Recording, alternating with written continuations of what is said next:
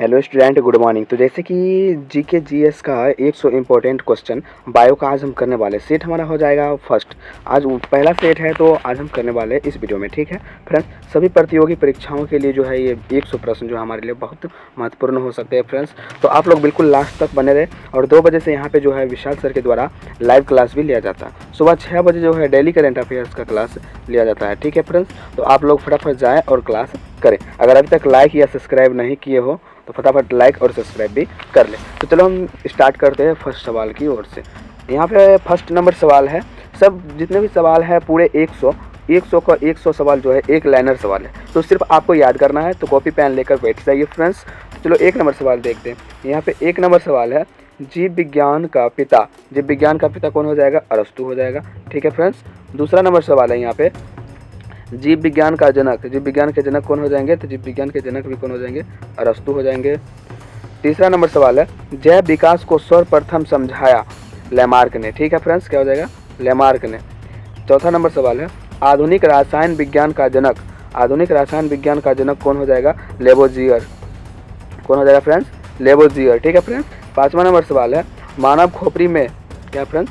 मानव खोपड़ी में हड्डियाँ तो 8 है। मानव खोपड़ी में हड्डी कितनी है? 8। छठा नंबर सवाल है, मनुष्य का हृदय धड़कता है 72 बार प्रति मिनट। मनुष्य का हृदय 72 बार प्रति मिनट धड़कता है। 7 नंबर सवाल है, स्वस्थ मनुष्य की श्वसन दर 16 से 18 बार प्रति मिनट है, ठीक है फ्रेंड्स।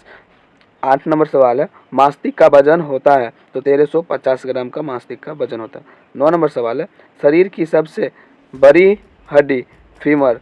फीमर कहाँ पाया जाता है? तो जांग में पाया जाता है।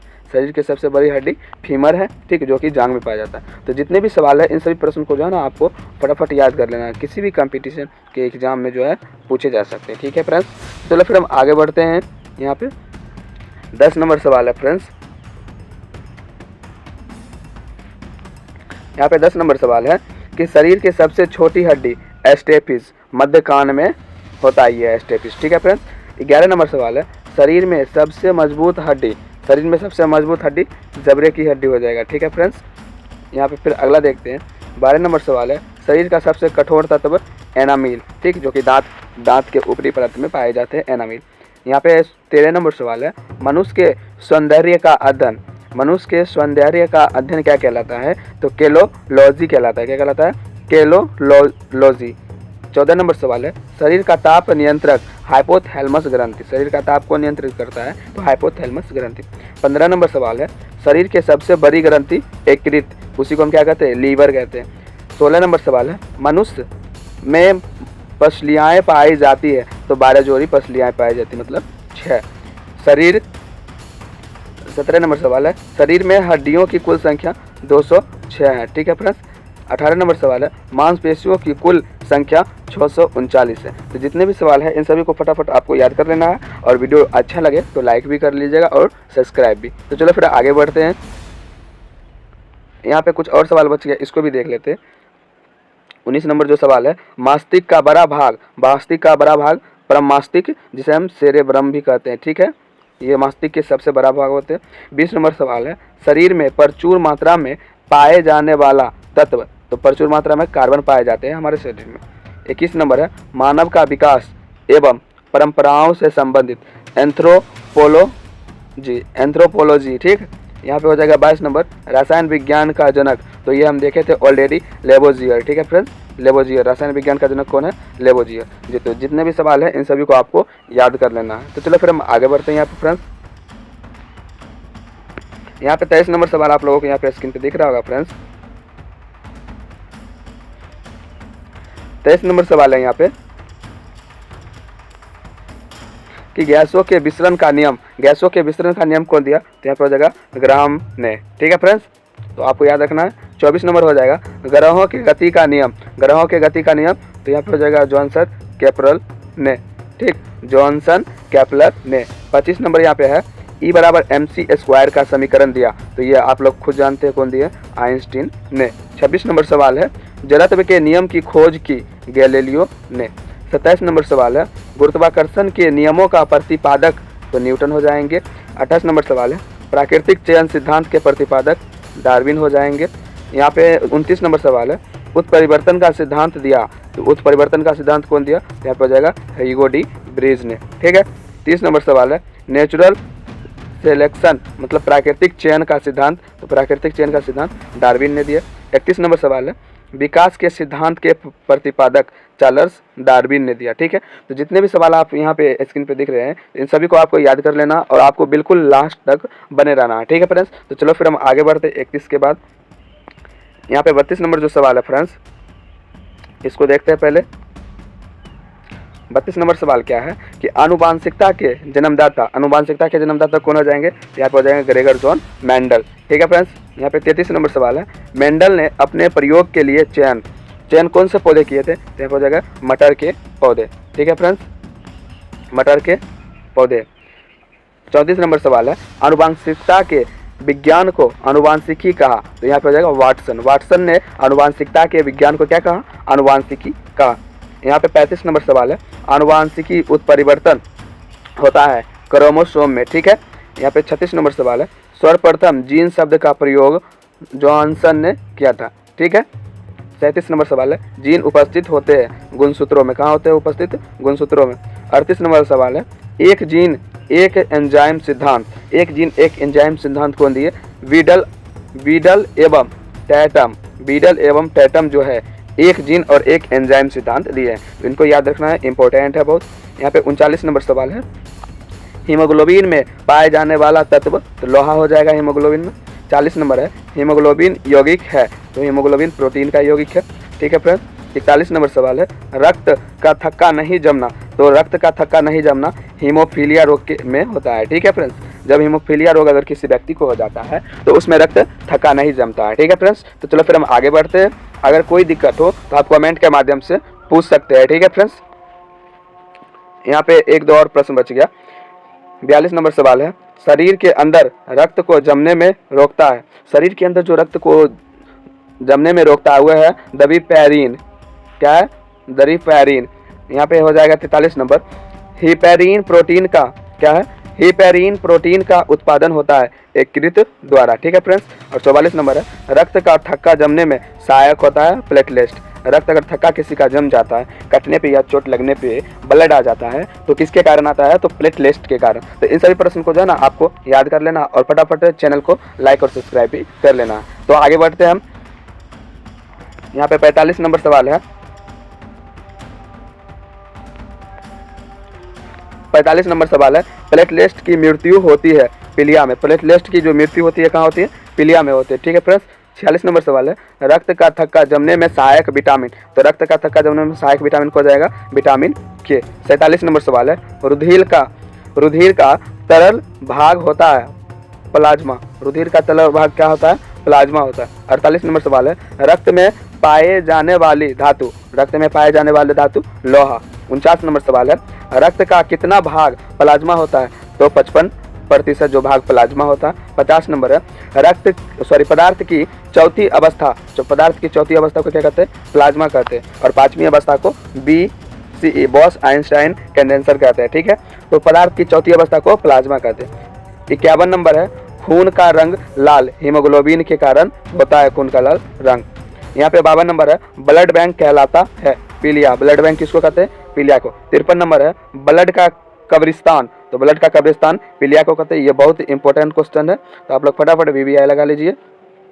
54 नंबर क्वेश्चन है, ब्लड बैंक में खून सुरक्षित रखा जाता है? ब्लड बैंक में खून सुरक्षित रखा जाता है तो यहाँ पर हो जाएगा 40 डिग्री फ़ारेनहाइट पे। ठीक है फ्रेंड्स। तो चलो फिर हम आगे बढ़ते हैं फ्रेंड्स। तो यहाँ पे 55 नंबर सवाल देखते हैं। 55 नंबर सवाल है, रक्त समूह होते हैं A होते हैं, B होते हैं, AB और O होते हैं। तो कुल मिला के कितने रक्त समूह होते हैं? 4 रक्त समूह होते हैं। ठीक है।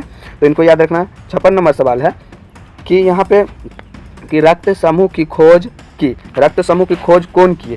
तो लैंड एस्टीनर। रक्त समूह की खोज कौन की है? तो यहाँ पर हो जाएगा लैंड एस्टीनर। बिल्कुल सही आंसर है। तो आप लोग फटाफट इसको याद करते जाइए फ्रेंड्स। यहाँ पे 57 नंबर सवाल है, सर्वदाता रक्त समूह कौन हो जाएगा? तो O हो जाएगा। ठीक है।